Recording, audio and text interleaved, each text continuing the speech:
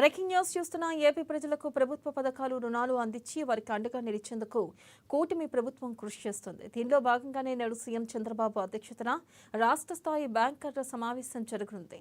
229-230 బ్యాంకర్ల సమావేశాలను ఒకేసారి నిర్వహించేందుకు అధికారులు ఏర్పాట్లు చేస్తున్నారు. కాగా గత ఏడాది అక్టోబర్ 17న ఎస్ఎల్బీసీ సమావేశం జరిగింది. ఇక ఎల్లుండి జరగబోయే సమావేశంలో వికసిత ఆంధ్రప్రదేశ్ 2047 విజన్ డాక్యుమెంట్ లక్ష్యాలు, P4 విధానం అమలు అంశాలపై ఎస్ఎల్బీసీ చర్చించనుంది.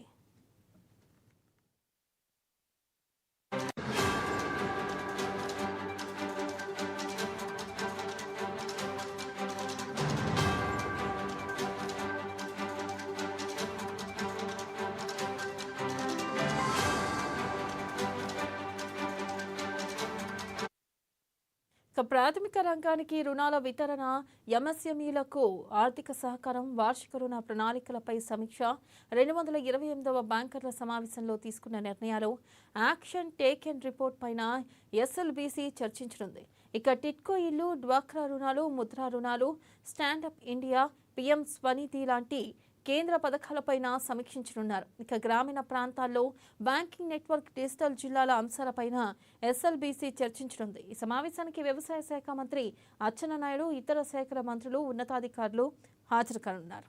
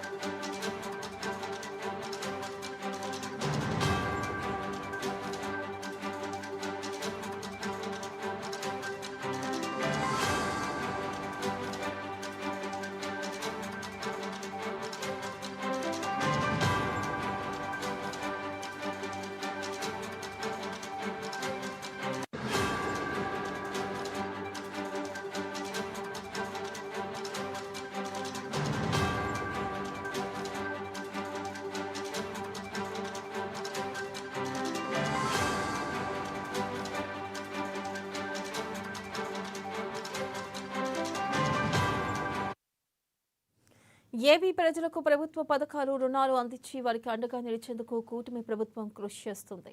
దీనిలో భాగంగానే నేడు సీఎం చంద్రబాబు అధ్యక్షతన రాష్ట్ర స్థాయి బ్యాంకర్ల సమావేశం జరగనుంది.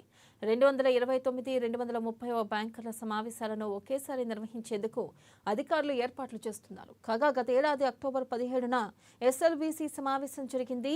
ఇక ఎల్లుండి జరగబోయే సమావేశంలో వికసిత ఆంధ్రప్రదేశ్ 2047 విజన్ డాక్యుమెంట్ లక్ష్యాలు, P4 విధానం అమలు అంశాలపై ఎస్ఎల్బీసీ చర్చించనుంది.